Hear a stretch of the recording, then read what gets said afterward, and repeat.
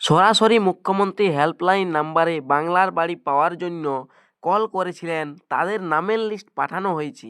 এ নিয়ে ভিডিও আমি আগেই দিয়েছি, তবে এখন দেখুন সেই লিস্টটি দেখতে পাচ্ছেন।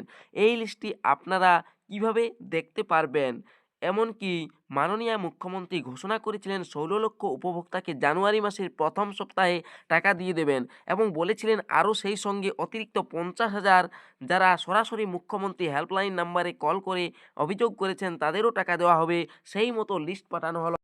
এ নিয়ে দেখুন নোটিশও পাঠানো হয়েছে। ইংরেজিতে নোটিশটি দেখতে পাচ্ছেন, এটি আমি বাংলায় অনুবাদ করে আপনাদেরকে দেখিয়ে দিচ্ছি। দেখুন বিষয়টি, ডাটাবেস ইন্টিগ্রেশনের জন্য গ্রামের নাম এবং এলজিডি কোডের এন্ট্রি, গ্রামীণ আবাসন সুবিধাভোগীদের উপর একটি ব্লক ভিত্তিক এক্সেল শিট সংযুক্ত করা হয়েছে, যেখানে গ্রামীণ আবাসন প্রকল্পের যেখানে উল্লেখ করা হয়নি অধীনে গ্রামীণ আবাসন প্রকল্পের বাংলার বাড়ি গ্রামীণ অধীন ক্ষেত্রে অনুসন্ধান এবং সময়োপযোগী সহায়তার জন্য জেলাগুলিকে সঠিক এন্ট্রি নিশ্চিত করতে এবং আপডেট করা সিটটি 9/1/2026 সালের মধ্যে ফেরত পাঠানোর জন্য অনুরোধ করা হচ্ছে।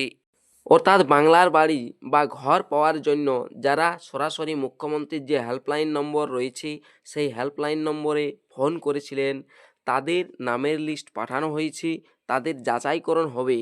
ফোন যাবে পঞ্চায়েত দপ্তর থেকে, বাড়ির লোকেশন জানা হবে, তারপর সেই বাড়ি গিয়ে ইনকোয়ারি হবে, সার্ভে হবে, তারপর আপনারা যদি যোগ্য হন সেক্ষেত্রে টাকা পাবেন। অর্থাৎ অনেকেই সরাসরি মুখ্যমন্ত্রীতে কল করেছে আর আগের যে 16 লক্ষ নাম রয়েছে সেই নামের মধ্যে বাংলার বাড়িতে নাম রয়েছে, সেক্ষেত্রে যাচাইকরণ হবে। কেউ কেউ আবার বাংলার বাড়ি পাওয়ার জন্য যোগ্য নন, ফোন করেছেন, লিস্টে নাম এসেছে, তাদেরও নামগুলো বাদ দিয়ে দেওয়া হবে। তাই অবশ্যই বাড়ি গিয়ে সার্ভে হবে।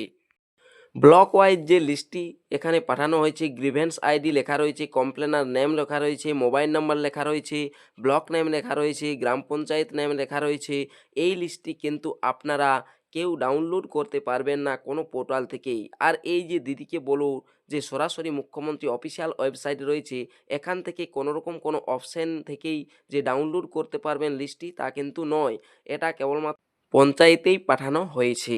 তবে আপনারা যদি আপনার পার্শ্ববর্তী পঞ্চায়েতে কন্ট্যাক্ট করেন আর জানতে চান আপনার নাম রয়েছে কিনা, তবে সেক্ষেত্রে জানতে পারবেন। এছাড়াও এই যে অফিসিয়াল ওয়েবসাইট রয়েছে দিদিকে বলো অফিসিয়াল ওয়েবসাইট, এখান থেকে স্ট্যাটাস চেক এখন আপনারা করতে পারবেন না, কারণ এখানে যে স্ট্যাটাস চেকের অপশানটি ছিল সেটা ইতিমধ্যে তুলে দেওয়া হয়েছে।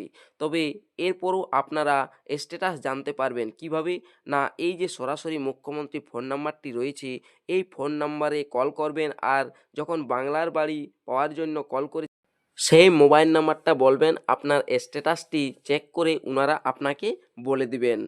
আর আপনি এগুলোর যদি কোনোটাই করতে না পারেন সেক্ষেত্রে আপনি অপেক্ষা করবেন। আপনার কাছে যদি বাংলার বাড়ির লিস্টে নাম এসে থাকে তাহলে অবশ্যই ফোন আসবে, সেই তখনই আপনি জানতে পারবেন আপনার নাম বাংলার বাড়ির যে প্রকল্প রয়েছে সেই নতুন লিস্টে নাম রয়েছে। আর এই লিস্ট দেখতে হলে পঞ্চায়েতে যোগাযোগ করতে হবে।